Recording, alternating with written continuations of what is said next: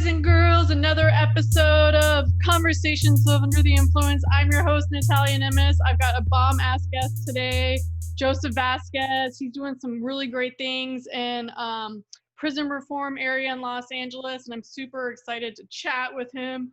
But first things first, it's been a minute since I smoked. So while I get high, do you want to introduce yourself to our friends? Sure. My name is Joseph Vasquez, and so I have basically a project around empowering at-risk youths and formerly incarcerated, and mentoring them, and also coaching them on living a life they love and living a life beyond their wildest dreams. Like, when we were incarcerated, we always were in ourselves dreaming and talking about how we were going to do things when we get out, and, all these like wild adventures would go on. And yeah, so I basically I'm causing the matter on getting them to take steps on getting that. Yeah. And correct me if I'm wrong, you yourself have been incarcerated at some point in time as well, correct? Yes. As a juvenile and also as a young adult. Okay, great. Yeah. And then can you talk about, because I think a lot of people who've never had been either incarcerated or have known people incarcerated, like the stigmas that are true and then also the stigmas that are false when it comes to that, like how people get there, and that sometimes for all these kids it's a choice, where I think from my experience, a lot of time people don't think about what was the environment to get them there in the first place. Like, can we talk a little bit about all that stuff from what you know? Sure. Okay. So basically, like in the whole,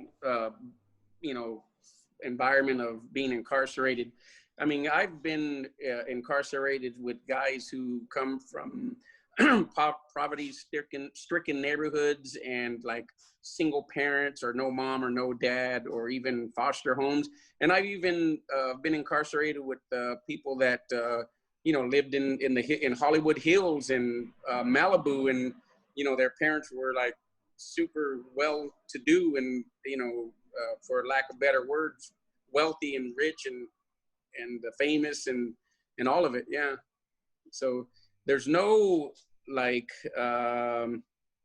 there's no prejudice when it comes to someone getting, being incarcerated. Like, you could live a perfectly great life and make a bad decision, and next thing you know, you're doing 4, 6, 12, even sometimes life, depending on how bad of a decision you made.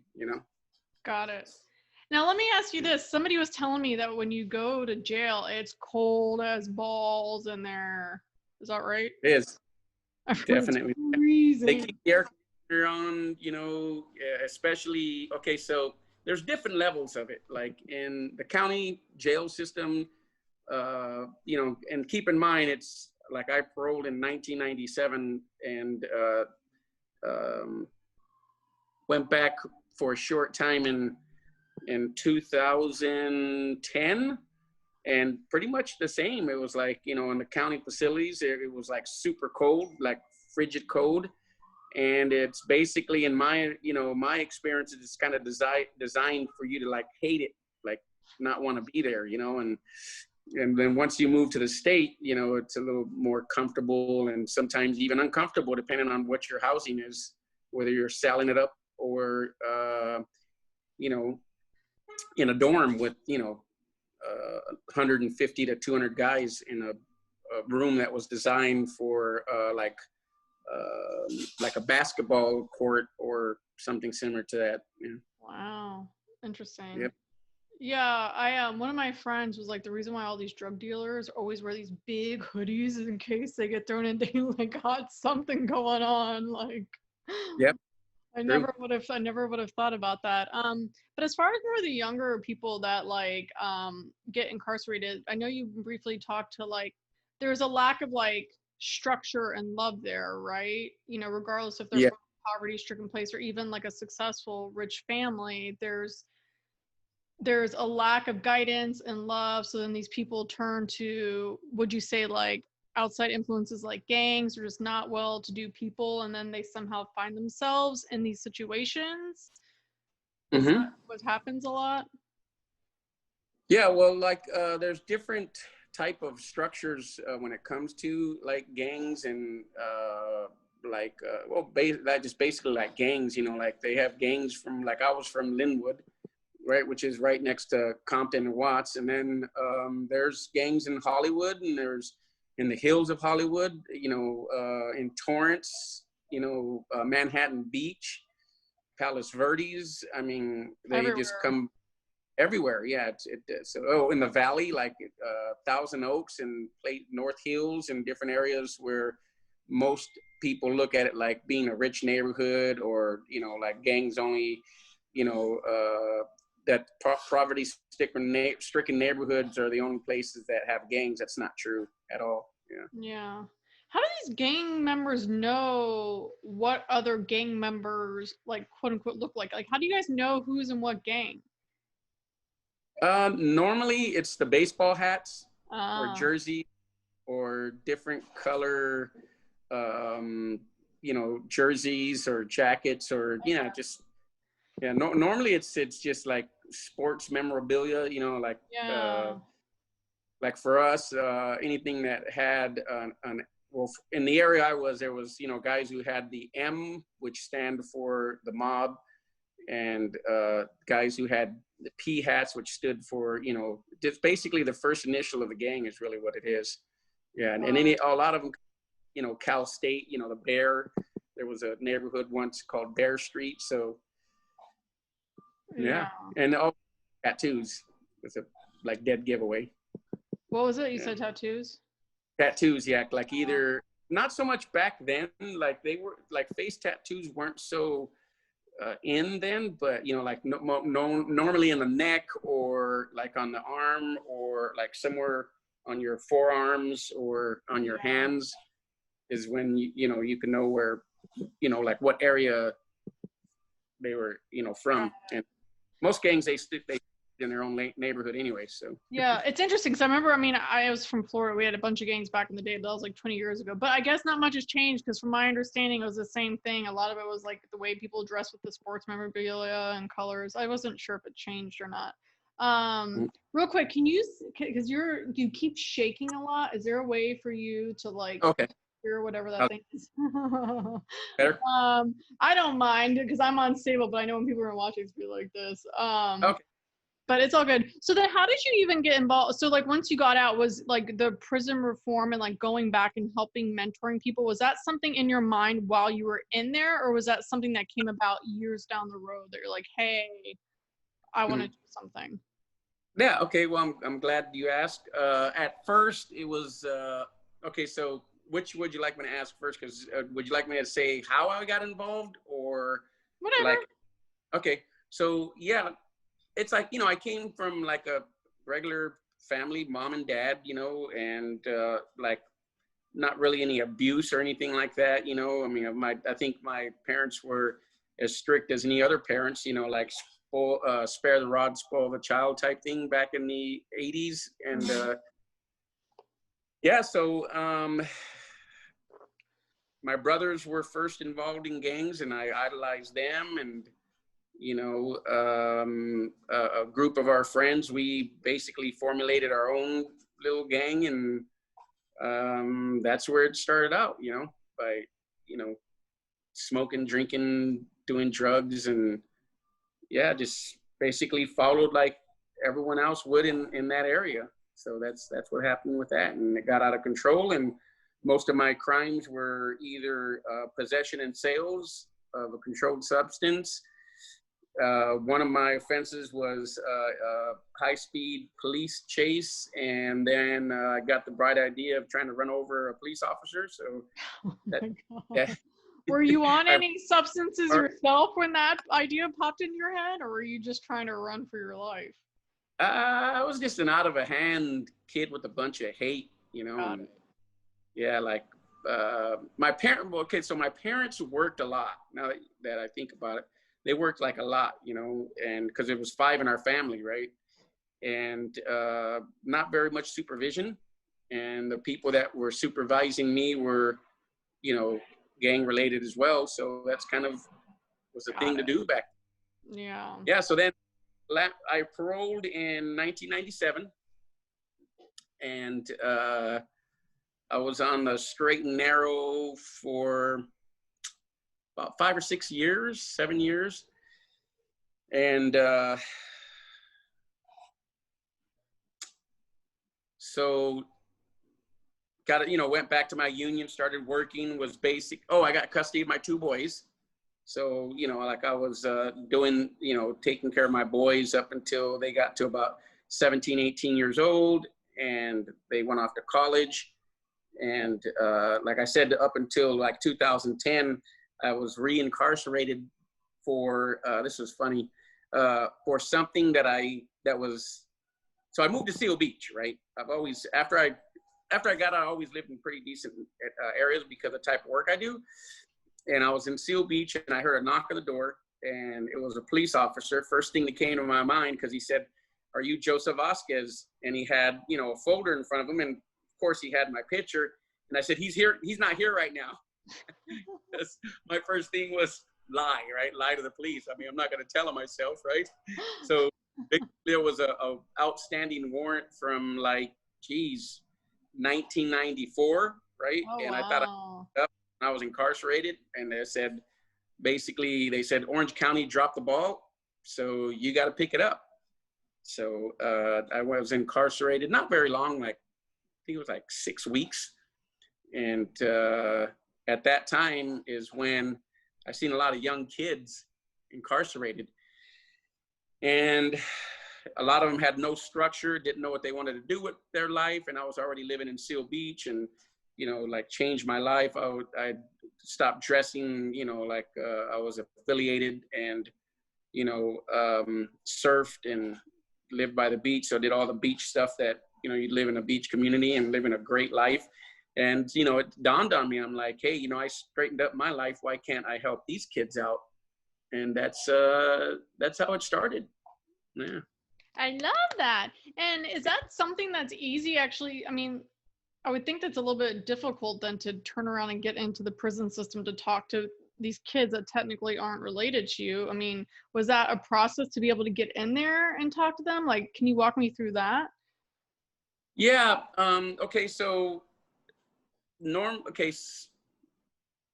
so there's 12 steps and religious programs that go into the facilities. And that's what I noticed when I went back to clean up that little wreckage of my past, if you will, right? And so I reached out to those guys. I'm like, hey, I really thank you for being here. I think it's pretty awesome. How could I, when I get out, be part of this? So they gave me some names and some, not numbers, but just some names and some, like a 12-step program, and then some churches and a couple of outreach programs. So I basically formulated my own project with me and about 12 other tradesmen who were also formerly incarcerated, and spoke with them about, hey, how would you like to go with me to the juvenile halls and high schools and offer what we do to some of these at-risk youths. And I got a group of 12 men and a couple of women that we would go and into Fred C. Nellis, or couple other, Los Padrinos, and a couple other places. We went to Chino once. We went to Terminal Island and spoke with some guys inside there as well. And, basically told them, hey, you can make, a hell of a lot more money than you would out in the street, getting your, doing your hustle, by becoming a union tradesman. So, I left my numbers and the contact, and, it wasn't as successful in the beginning because, at that time, they were mostly guys who were looking to get out of their cells or out to do whatever hustle they had to do to, when they gather up and they get together, as opposed to being, in single cells. And I think the first 5 years, I probably reached out to about, and successfully changed about maybe 5 guys' lives, and it just kept going further and further and further. Yeah. Hey, 5 is a huge fucking number when we're talking about human lives. So that's the thing. Like everyone listening, everyone thinks it like takes huge, huge numbers to like change the world.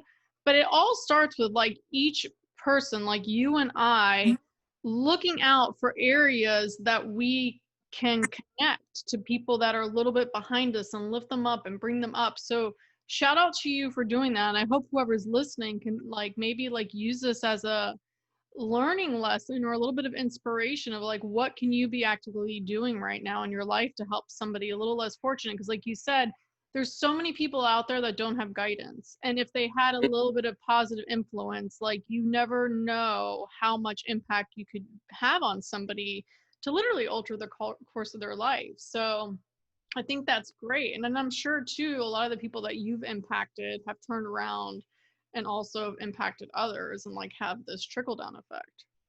You're absolutely correct. So like right now, I'm running 3 different projects for my union in this company I'm working for.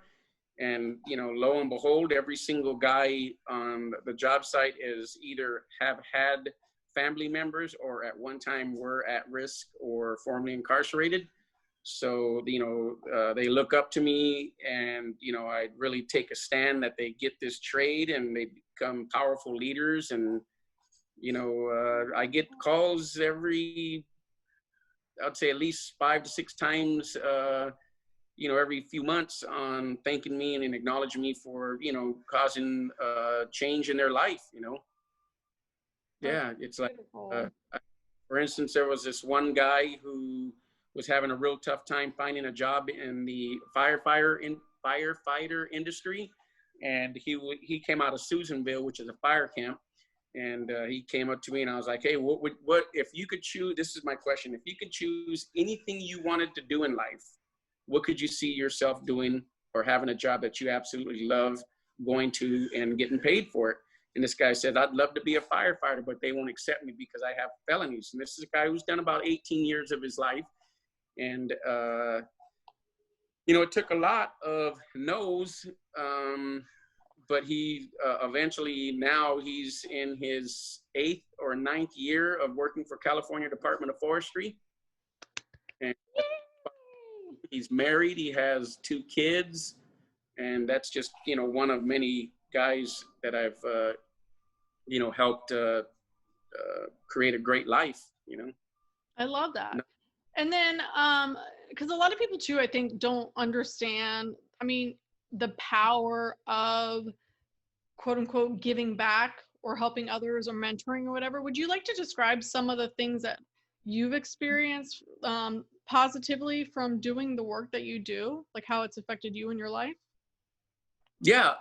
So like, whether you call it karma or whatever, you know, no good deed goes unturned, you know, any of that, you know, it's just like, I strongly believe that I live the life I live because I give back to my community. And that means, you know, people who are in my shoes and, you know, being inspirational to them. And yeah, I just like that. And not only that, is watching them grow, and then also watching them work with others. Because what I left out is there's a couple of guys on my crew that just sitting back while I'm doing my paperwork on my computer and catching up.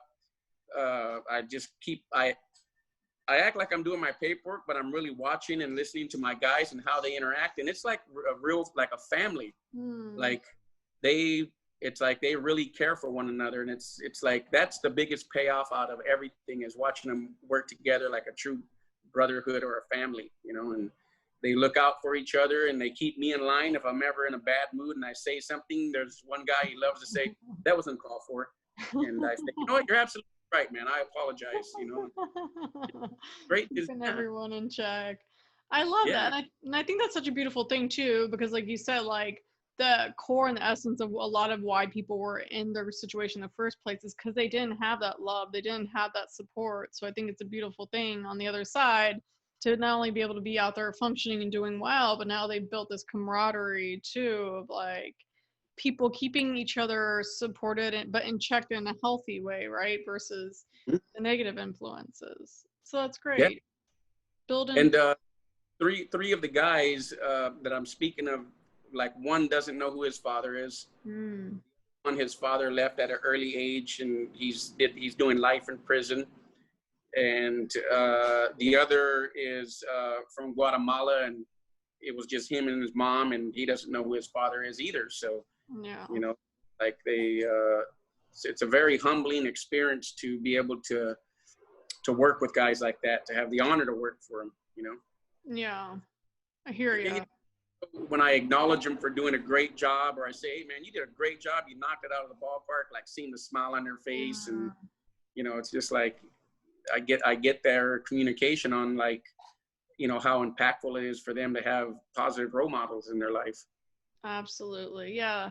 And everyone who is listening who are parents, like, I mean, obviously this is to the extreme, but I think it's important that, like, it's easy to get caught up with life and work, but like from what I've witnessed in my studies for building my book series is the parent-child relationship is so important. And it can also, as much as it's beautiful and empowering, it could be also very damaging. Like you said, like some of these guys didn't have guidance from a male figure. And I feel like so many people, whether like, you know, the addiction part that runs in my family, the core and the essence of a lot of these issues that we struggle with as teenagers or adults is this lack of relationship that we've had from one parent or the another. It could be the toxicity, it could be not feeling loved enough, so people are acting out.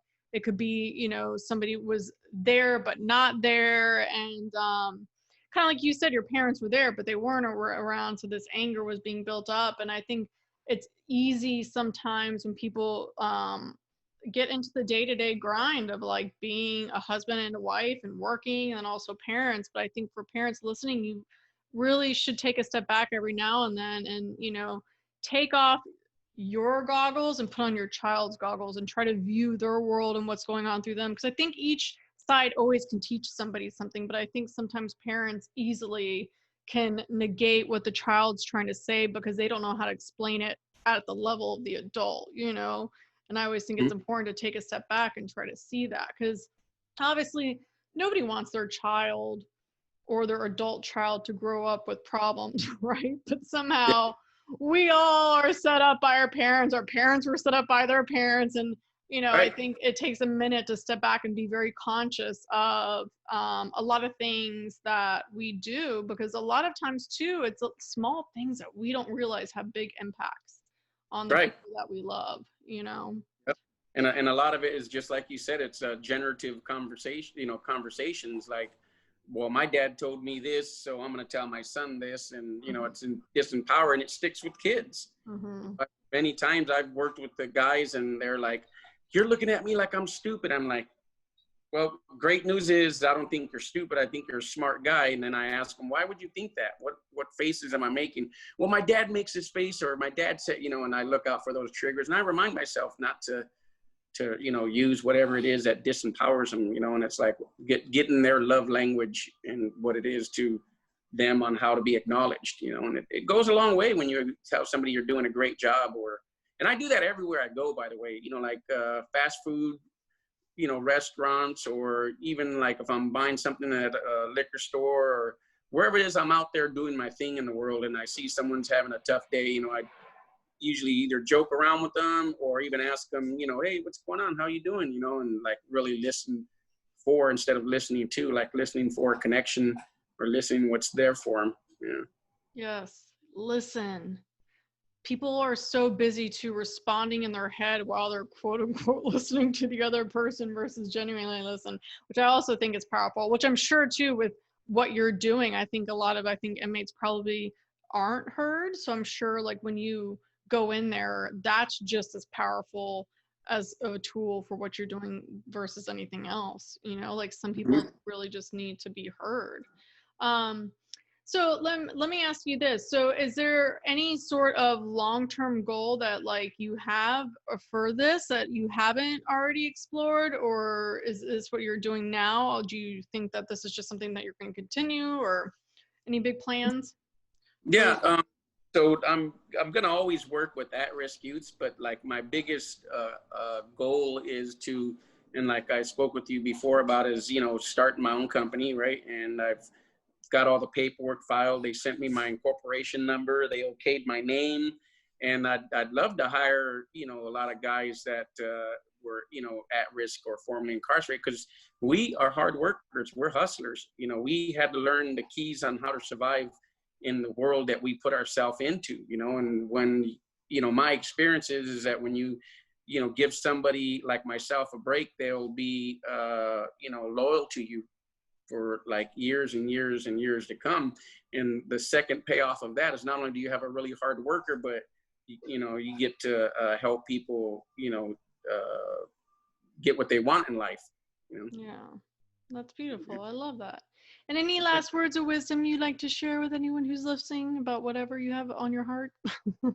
Yeah, well, I mean, for me, it's like my experience, and that's all I could really speak from, you know, is like what's worked for me in the world of all of that is, you know, and especially for me, it's like, so it's like I have ADD. So if you notice it, it's hard for me to stand. Yeah, I'm like fidgety. Yeah. Shout out to all my ADD people. I'm one too. Learning disorders and, you know, like reading disorders. And I really have to go over and over and over and over something in order for it to land. You know, it's just not let any of that noise that's in our head, right? And that voice in our head. It's probably the voice that's saying, I don't have a voice in my head, you know? Right? And just, you know, especially the disempowering part, you know, and have like an accountability buddy or a partner that can check in on you and make sure you're doing what you're doing, you know. And, you know, like for someone who was considered, you know, like a two-time loser, right? And for someone who has had all these things that I've had to accomplish, is just never give up and keep going forward and push. And yeah, just like, you know, like when I read your book, it was like very inspiring, and like, I thought it was great. And you like, hear the kids, read my great inspiring book if you haven't done so already. You had a lot of great points inside there, and, you know, things that as I've always, thank you for that. A lot of stuff I added to my formula of transformation, for not only for me, but for everyone else. And, you know, the thing is, no matter who you are or what you choose to be in life, don't let anyone's disempowerment get in your way. You know, just use, as they say, let your haters be your innovators. Because I have my guys who, oh, you think you're all that, and, you know, and it's just like, it pushes me even harder to achieve my goals in life. Yeah. So stop it. Don't let that get in your way. Yeah, and this is one thing too I really learned with the hater part. Like, if they're hating on you at whatever level they're hating, imagine how much, like, going back to that inner thing that you're talking about, like actually what's going on in their head, like them talking to themselves. Because if they're projecting that negativity to you, it's 1,000 times worse, you know, internally. So I'm just like, whatever anymore. And then for anybody that wants to find you on social media, you want to give a shout out to all your social media accounts? Sure. Yeah, so it's like I have a couple I'm working on now, but on Facebook it's just Joseph Vasquez, and on Instagram it's Happy Joe Lucky, and soon to be Swift Plumbing and Drains. I'm working on that one. Anybody needs a good plumber, hit them up. Right. So I'm going to be putting all the links as well in the descriptions. And I just want to thank you so much for your time. I appreciate it. Everybody's journey and story is inspiring to many people, so I appreciate that. For you guys who haven't already, don't forget to subscribe to the channel, like and comment anything, and you can always head over to my website, like Joseph said, about for my books, other links to some courses and all that good stuff. All right, so in the meantime, do something nice, encourage other strangers, and keep rocking and help change the world. And thank you, Joseph, for being an example of that. Thank you for having me, and for you who are listening, reach out. I am here to listen and do the best I can to get what you want in life. Hey, all right, take care, my friends. Thank you, Natalie. I get it all. Purple bud in my backwoods. If you smoke with me, you'll get high as Popeyes, eating chicken wings with my eyes low. I be fried up.